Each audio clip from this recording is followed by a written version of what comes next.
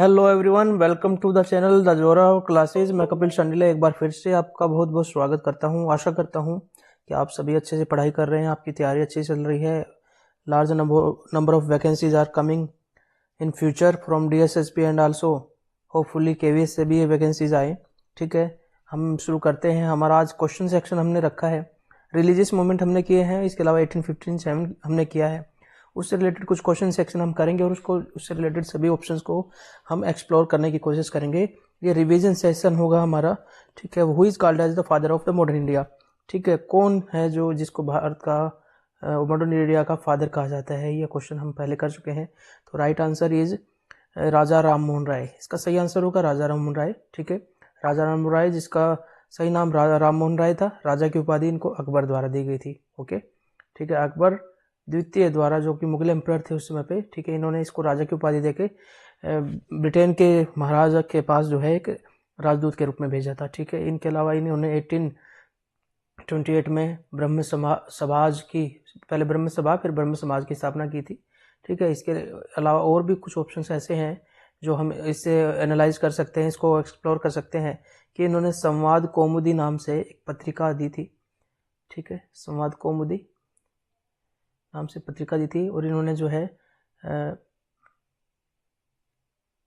A gift to monotheist नाम से एक पुस्तक लिखी थी। ठीक है, इसके अलावा इन्होंने जो है एक और पुस्तक लिखी थी जिसका नाम है द प्रिसेप्ट्स ऑफ जीसस। ठीक है, प्रिसेप्ट्स ऑफ जीसस का इसका दूसरा वर्जन इन्होंने जो है दिया था। ठीक है, ये इससे क्वेश्चन हम पहले कर चुके हैं। तो हमारा सही आंसर ये हो गया केशव चंद्र सेन। ये भी ब्रह्म समाज से रिलेटेड थे, लेकिन बाद में ब्रह्म समाज में डिवीजन जब हो गया तो ये ब्रह्म समाज ऑफ इंडिया, इसके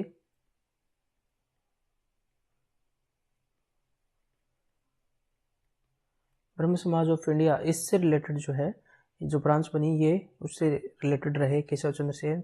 इसके अलावा एज ऑफ कंसेंट एक्ट इनकी कोशिशों के बाद जो है आया, जिसमें जो है गर्ल की मैरिज की एज बढ़ा दी गई।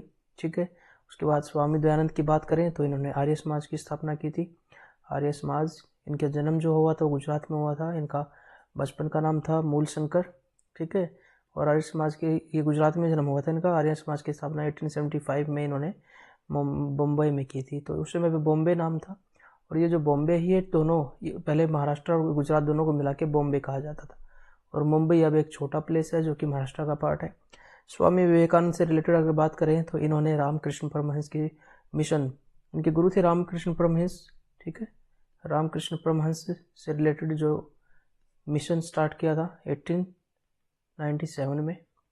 ठीक है, इसके अलावा ये 1893 में शिकागो सम्मेलन में धर्म सभा को इन्होंने सम्मेलन को इन्होंने संबोधित किया था। इनका बचपन का नाम नरेंद्र नाथ था, नरेंद्र नाथ दत्त। इसके अलावा इनको प्यार से नन्हे भी कहा जाता था। इनका जन्म हुआ था कैलकाटा में। ठीक है, ये हमारे चार ऑप्शन हो गए एनालाइज। ठीक है, नेक्स्ट क्वेश्चन देखते हैं। Who introduce the doctrine of lapse in India. ठीक है, हड़प की नीति या कि व्यपगत का सिद्धांत भी इसको कहते हैं। ठीक है, व्यपगत सिद्धांत या हड़प की नीति। तो हड़प लिया जाता था राज्य, इसलिए हड़प की नीति कहते हैं इसको। इस नीति में एक ऑप्शन दिया गया था कि if you don't have biological child, ठीक है, तो बायोलॉजिकल चाइल्ड नहीं है, और you have adopted child, only biological child will be considered as heir. आपका उत्तराधिकारी जो है केवल बायोलॉजिकल जो आपसे उत्पन्न हुआ है उसको समझा जाएगा, और इसके अलावा किसी और को नहीं। अडोप्टेड चाइल्ड, दत्तक पुत्र को नहीं इसमें शामिल किया गया। ये नीति ये थी। तो ये नीति को इंट्रोड्यूस किया था लॉर्ड डलहौजी ने। ठीक है, लॉर्ड डलहौजी इन्होंने इसको इंट्रोड्यूस किया था। तो इसके द्वारा जो है बहुत सारे राज्य, जैसे झांसी है उसको लिया गया था, सतारा, जैतपुर, उदयपुर, संभलपुर, इतने सारे राज्यों को जो है इन्होंने इसके द्वारा जो है अपने में शामिल किया था। इसके अलावा Kanpur was also involve in it, because नाना साहब यहाँ पर थे तो वो भी दत्तक पुत्र थे, ये उनको लिया गया। तो ये सारा हमारा हो गया कंप्लीट लॉर्ड डलहौजी से रिलेटेड, तो हमारा सही आंसर तो निकल गया है। लॉर्ड वेल्जली से रिलेटेड एक क्वेश्चन जो पूछा जाता है वो क्वेश्चन ये है कि डॉक्ट्राइन ऑफ सब्सिडरी अलायंस किसने शुरू की थी। डॉक्ट्राइन ऑफ सब्सिडरी अलायंस जो शुरू की थी, जो कि 1857 का एक बड़ा रीजन रहा। ये अलायंस जो है, इसमें आपके पॉलिटिकल राइट्स जो थे वो ख़त्म कर दिए जाते थे। आप किसी फॉरेनर राजा से अगर कोई संबंध बनाना चाहते हैं तो आपको ब्रिटिश की जो है अनुमति लेनी होती थी। आप उनके साथ युद्ध नहीं कर सकते थे, युद्ध के लिए रणनीति के लिए समझौता नहीं कर सकते थे, संधि नहीं कर सकते थे, सेना बड़ी नहीं रख सकते थे। इसके अलावा आपके दरबार में एक रेजिडेंट होता था, राजदूत, जो कि आपकी ही पेंशन पर, आपके खर्चे पे वहाँ रहता था, तो वो इंटरफेयर तो करता ही था। हालांकि कहा गया कि इंटरफेयर नहीं करेगा, लेकिन इंटरफेयर के लिए इसको रखा गया था। इसके अलावा एक सैनिक टुकड़ी भी उनके दरबार में होती थी, जो कि उसकी सेना का खर्चा भी उसी राजा को देना होता था। तो इसको जो है ना घेराव की नीति कहते हैं, मतलब रिंग फेंस पॉलिसी उसको कहते हैं कि आपको घेर के बैठेंगे पहले, उसके बाद आपको डॉक्ट्राइन ऑफ लेफ्ट से मिला भी लेंगे।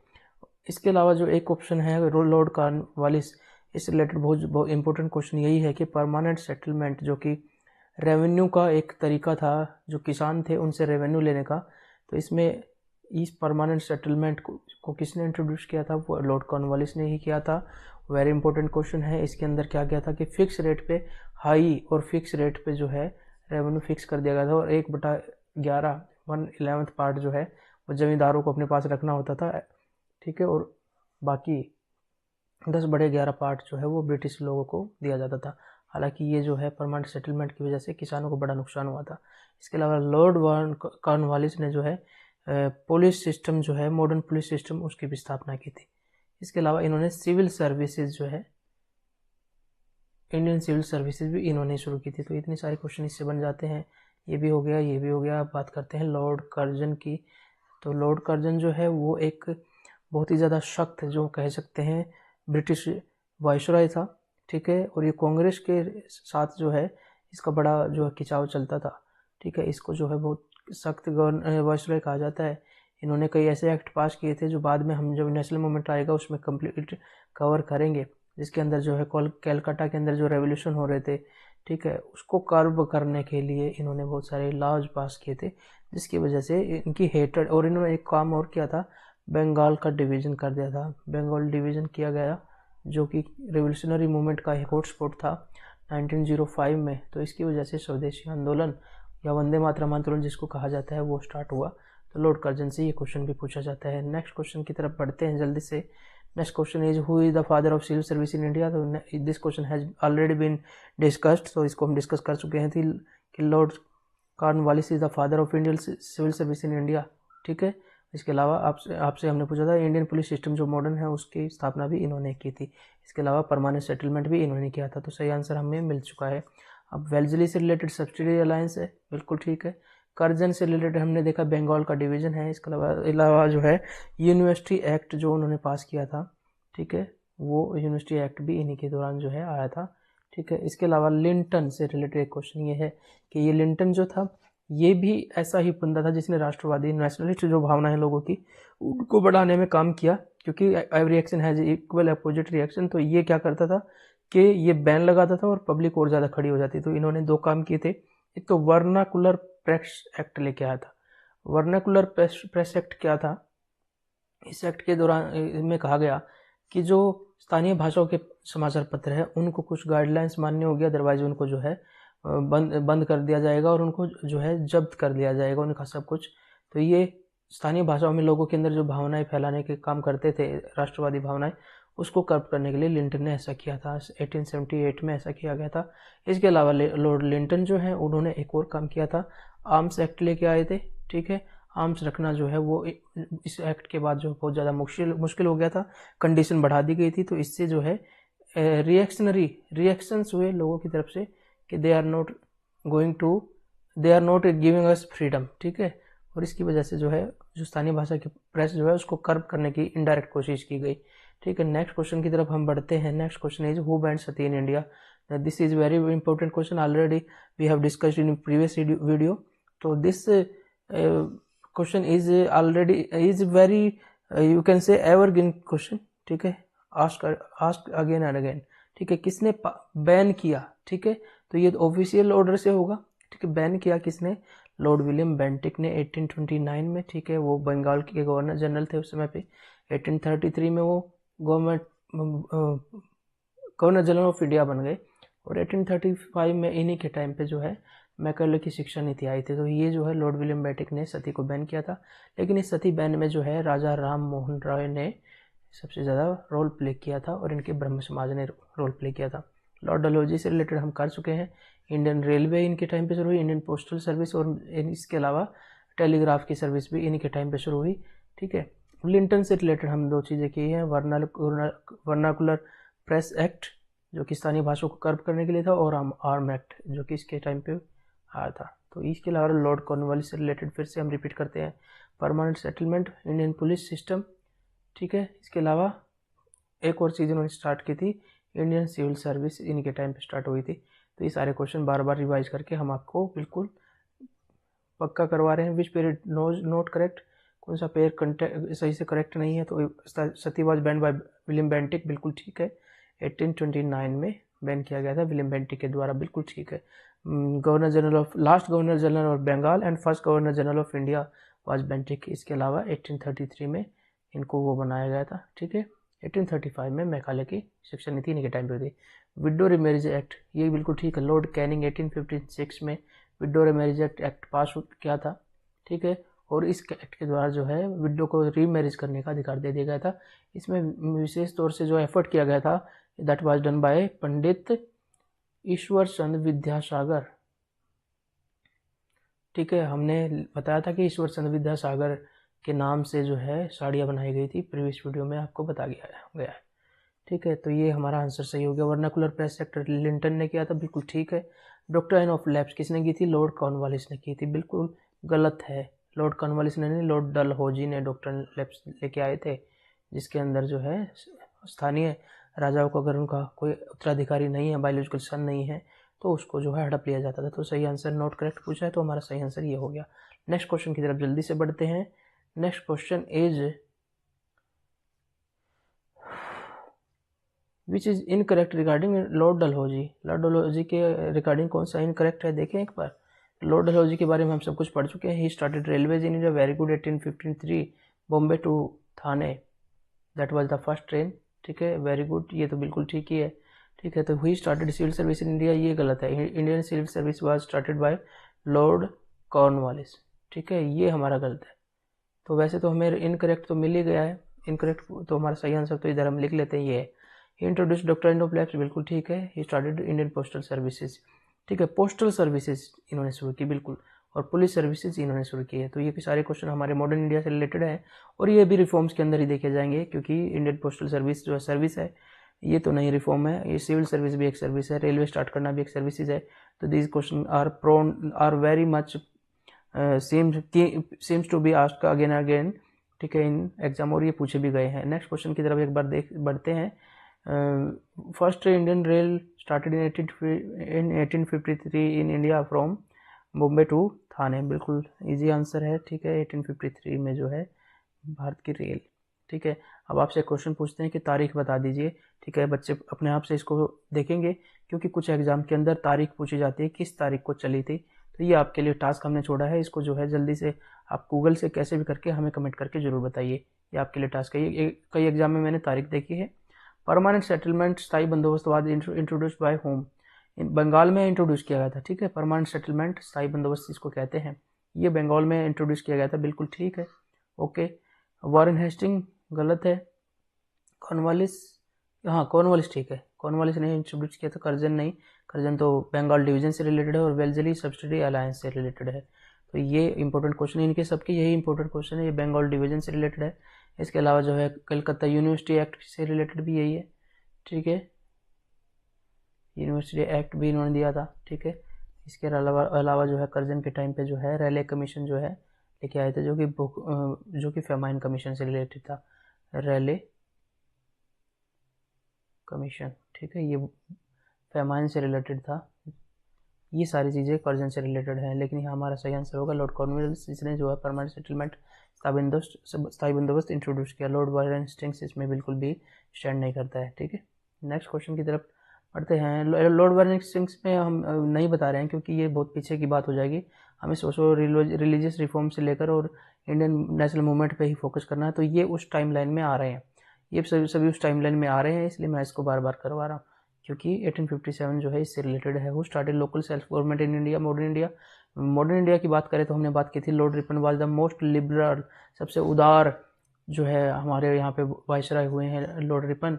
एक इल्बर्ट बिल इनसे रिलेटेड है। इल्बर्ट बिल में एक बिल लेके आए थे, इसके अंदर जो था जो वाइट पीपल थे उन्होंने अगर कोई क्राइम किया है तो उनके अगेंस्ट जो हियरिंग इंडियन पीपल कर सकते थे, जज जो है इंडियन जज कर सकते थे, ऐसा बिल था। लेकिन इसका विरोध हुआ और वाइट लोगों ने बहुत ज़्यादा विरोध किया, इसकी वजह से उसको वाइट रेवोल्यूशन भी कहते हैं और इसको वापस लेना पड़ा। लेकिन लोकल सेल्फ गवर्नमेंट इनका एक जो बहुत बड़ा जो मॉडर्न इंडिया के दौरान जो है जो स्थानीय स्वशासन पंचायत निगम का जो स्वशासन है वो इसका बड़ा एक रोल रहा लॉर्ड रिपन का, और ये 60 की गई सबसे पहले मद्रास में मॉडर्न इंडिया में। ठीक है, नगर निगम की स्थापना हुई। ये सब हमारा सही आंसर है। बार बार ऑप्शन को रिपीट नहीं कर रहे हैं। डलहौजी से रिलेटेड पढ़ लिया, लिंटन से रिलेटेड 2 चीज़ें पढ़ ली और कॉर्नवालिस से रिलेटेड पढ़ लिया। अगर दोबारा रिपीट होंगे तो इसको फिर रिवाइज करवाएंगे। Next question is which pair is not correct. ठीक है, फिर से रिपीट हो रहा है। देखिए, permanent settlement was done by Cornwallis, that is ठीक है। इसमें 1/11 पार्ट जो है वो जमींदारों को अपने पास रखना पड़ता था और 10/11 पार्ट जो है वो ब्रिटिश को देना पड़ता था। ठीक है, ये कॉर्नवालिस ने किया था, बिल्कुल ठीक है। देखिए, रायतवाड़ी बंदोबस्त जो है ये थॉमस मुनरो ने और रीड ने, इन दोनों ने किया था। ये बंगाल के अंदर था, हमें ध्यान रखना है, बंगाल के अंदर परमानेंट सेटलमेंट कॉर्नवालिस ने किया था। इसके अलावा रायतवाड़ी बंदोबस्त जो थॉमस मुनरो और रीड ने किया था, कहाँ पर, मद्रास एंड महाराष्ट्र में, इन दोनों जगह पे। वर्नाकुलर प्रेस एक्ट ये गलत है और इनकरेक्ट नोट करेक्ट ही पूछा है।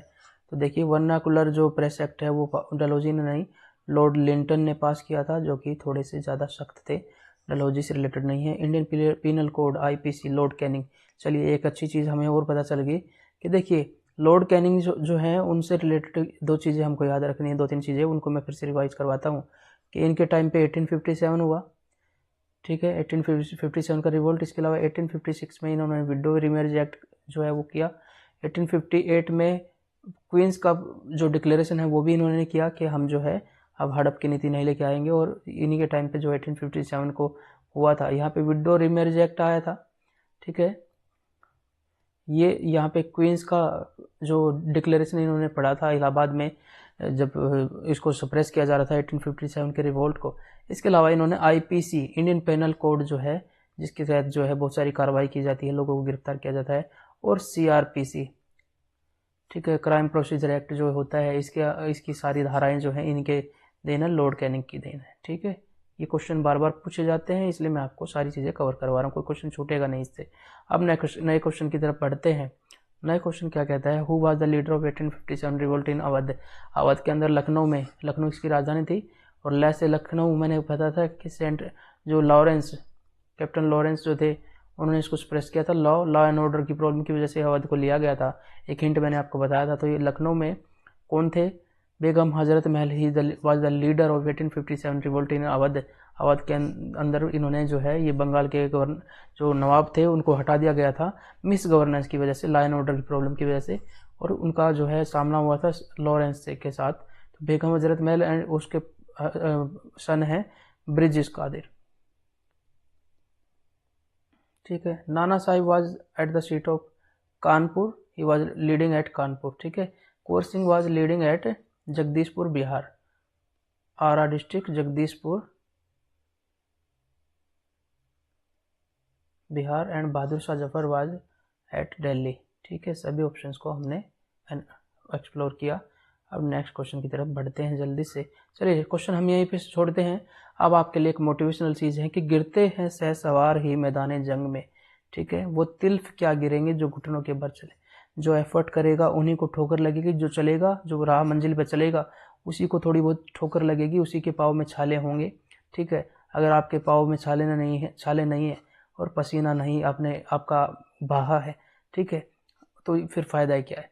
तो पसीना बहाने की आदत डालिए, मंजिल पे चलने की आदत डालिए। आप फेल भी होंगे, आप गिरेंगे भी, आपको असफलता भी मिलेगी, लेकिन क्या घुड़सवारी सीखने वाला आदमी गिरने के बाद सवारी सीखना छोड़ देता है? बिल्कुल नहीं। ठीक है, उसी तरीके से आपको भी मैदान जंग जो छोड़ना नहीं है।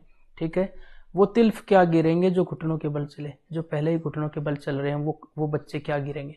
ठीक है, वो बच्चे जो कि अभी भी घुटनों के बल है उनको वो क्या गिरेंगे?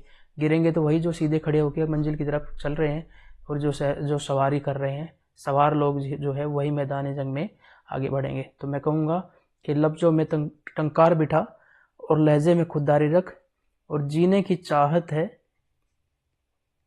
तो मरने की भी तैयारी रख, तो मरने की भी तैयारी रख। ठीक है, मतलब युद्ध स्तर पर तैयारी करो। ये कहने का मतलब मेरा ये है कि मैदान जंग मान के चलिए और बिल्कुल पीछे नहीं हटना है, और मरने की भी तैयारी रख। ठीक है, बिल्कुल हर एग्ज़ाम को जो आप लेके चल रहे हो उसको युद्ध की तरह सोच के चलिए। ठीक है, कोई एक्सक्यूज मत रखिए कि मेरे पास टाइम नहीं है या मैं गरीब हूँ, ये एक्सक्यूज आज के टाइम पे नहीं काम आएंगे। ठीक है, आप ये अपने आप को दिलासा देने के लिए कह सकते हैं। ठीक है, पुअरनेस, पॉवर्टी, ये चीज़ें अब आपको बिल्कुल नहीं रोक सकती, क्योंकि सोशल मीडिया में आप यूट्यूब से कहीं से भी पढ़ सकते हैं और हर फैसिलिटी आपके पास है। आप ये सोचिए कि बहुत सारे लोगों के पास ये फैसिलिटी भी नहीं है जो फैसिलिटी आपके पेरेंट्स या आपने खुद अरेंज की है। ठीक है, आपके पास इतना बड़ा मौका है, उस मौके को चूकना नहीं है। एक्सक्यूज बिल्कुल बिल्कुल नहीं निकालना है। आपके पास टाइम नहीं है, आप कहीं जॉब करते हैं, कुछ भी फ़र्क नहीं पड़ता। आप अपने टाइम को इस तरह से मैनेज करेंगे, अगर मैनेजमेंट के साथ टाइम यूज़ करेंगे और टाइम किल नहीं करेंगे तो आपके पास बहुत ज़्यादा टाइम होगा। अपने टाइम को मैनेज कीजिए, काम किस टाइम करना है, ठीक है, सोना कितने टाइम है और टीवी कितने टाइम देखना, और पढ़ने के लिए फिर टाइम निकाल लीजिए। एक्सक्लूसिव टाइम होगा वो, इस दौरान आप कुछ नहीं करेंगे तो आपको देखिए सफलता। ये मैनेजमेंट आपने सीख लिया तो ये मैनेजमेंट आपको मैनेजमेंट गुरु अगर बन जाते हैं तो ये आपको देखिए सफलता प्राप्त कराएगा ही कराएगा। ठीक है, आपके साथ ये सेशन भी अच्छा रहा, होपफुल आपको ये बहुत अच्छा लगे, आपको ये पसंद आए। कुछ कमी हो तो ज़रूर बताएं। कुछ फैक्ट क्या होता है कि स्लिप ऑफ माइंड हो जाता है तो उसकी वजह से गड़बड़ हो जाती है। मैं उसको एक ऑप्शन में आपको बताता हूँ कि हमने 2 आइलैंड बताए थे, नारकोंडम और पैरन। ठीक है, ये 2 आइलैंड हमने बताए थे। ठीक है, और लेकिन हमने मिसप्लेसमेंट ऑफ फैक्ट हो गया क्योंकि जल्दी जल्दी में टंग स्लिप होके या माइंड में कुछ और चीज़ आ जाती है। तो हमने बताया था कि आपको कि जो ये बैरन आइलैंड है, ये बैरन आइलैंड जो है ये सुषुप्त है यानी कि इनएक्टिव है, और ये बताया था कि ये एक्टिव है। ये उल्टा है, बैरन आइलैंड एक्टिव है। ठीक है, only active volcano of India है, और नारकोंडम जो है वो इनएक्टिव है, लेकिन वोल्केनिक ओरिजिन है दोनों का, इसका भी और इसका भी। ये इनएक्टिव है नारकोंडम, और बैरन जो है वो एक्टिव है। इसको फैक्ट को ठीक कर लीजिए, आप सभी ने मुझे बताया, क्योंकि कुछ चीज़ें जो हैं वो मिस हो जाती हैं। ठीक है, तो लफ्ज़ों में टंकार बिठा और लहजे में खुददारी रख, और जीने की चाहत है तो मरने की भी तैयारी रख, और पाठ विजय का पढ़, युद्ध निरंतर जारी रख। ठीक है, मिलते हैं नई वीडियो के साथ, तब तक के लिए आपसे विदा लेते हैं। जय हिंद, जय भारत। आपका दिन शुभ हो, खुश रहिए।